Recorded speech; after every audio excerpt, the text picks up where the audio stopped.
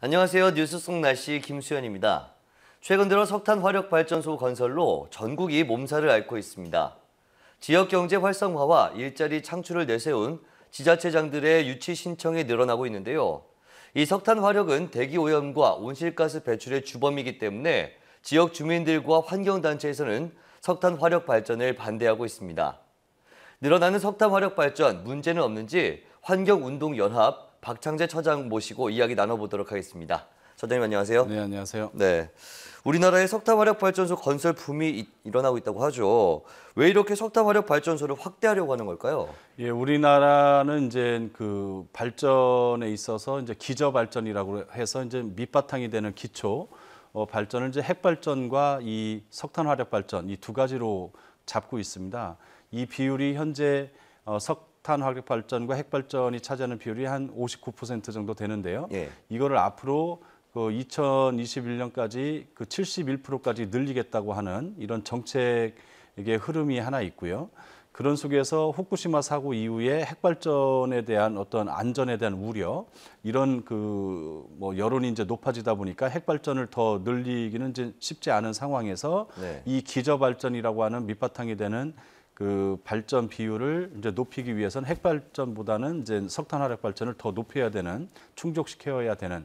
그래서 이것이 보면 수요 공급 문제에 있어서 그 계속 그 어떤 전력 소비량은 계속 늘고 있기 때문에 이것을 공급하기 위해서 석탄 화력 발전을 늘려야 된다. 이런 논리인데요.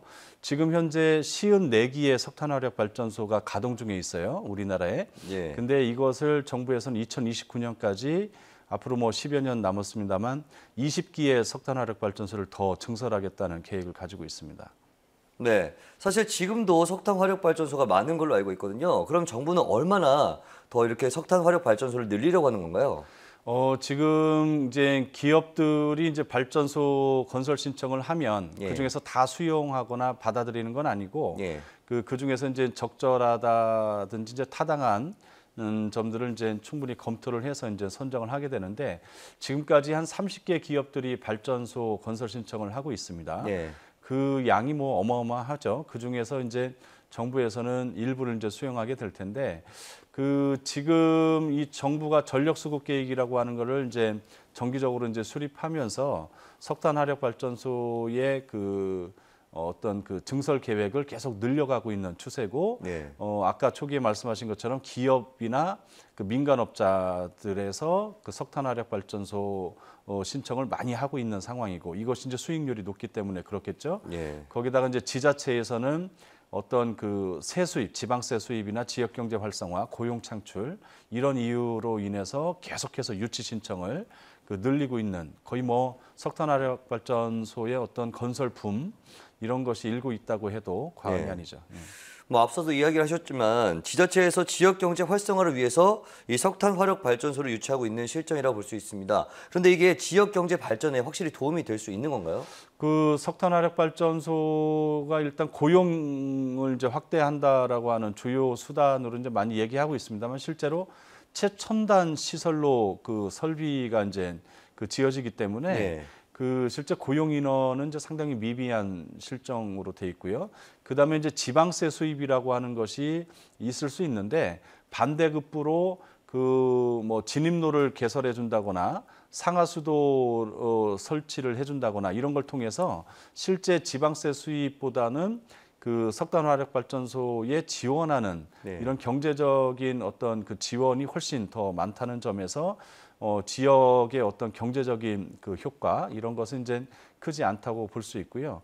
그 외에도 실제 이제 주민들에게 이제 건강 영향이라든지 예. 그 대기 오염 물질 배출 이런 것들로 인해서 오히려 주민들의 민원이나 건강 악화 이런 문제가 있기 때문에 결국 뭐 환경과 경제 여러 측면에서 보더라도 주민들은 수용하기 어려운 시설이라고 보여지죠. 네, 이 발전 회사들 외에도 지금 대기업에서도 민자 사업으로 석탄 화력 발전소 이 사업에 좀 뛰어들고 있는 걸로 알고 있습니다. 그 이유는 무엇일까요?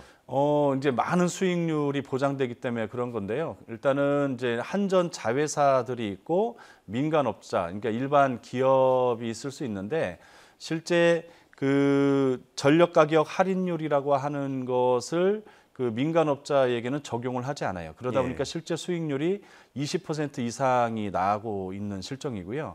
한전 자회사들은 이 부분을 적용하기 때문에 한 5에서 6% 정도밖에 수익률이 발생하지 않습니다.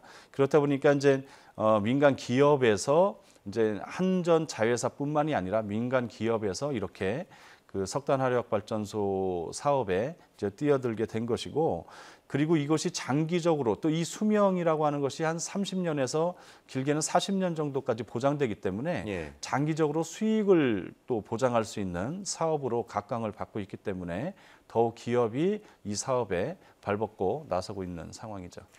네, 이렇게 석탄 화력 발전소를 확대해 나가다 보면 아무래도 문제가 발생할 것 같은데 다른 방안을 좀 모색해야 하지 않을까 싶습니다. 어떻습니까? 그렇습니다. 우리나라는 이제 석탄 수입에 있어서 세계 그 4위를 그 차지할 정도로 네. 그 상당히 많이 석탄을 이제 수입하고 있는데, 그 특히 이제 인도네시아나 호주에서 많이 수입을 하고 있어요. 예. 그리고 이제 전체 석탄 화력 발전소가 전력 생산량에서 차지하는 비율이 한 39% 정도 되니까 이제 상당히 많은, 우리가 쓰는 전기의 거의 절반에는 좀 못 미치지만 상당 부분 석탄 화력 발전, 그러니까 석탄을 태워서 만들어진 전기를 우리가 이제 쓰고 있다고 이제 볼 수 있는데, 네. 그러면서도 세계 온실가스 배출에 있어서는 세계 8위입니다.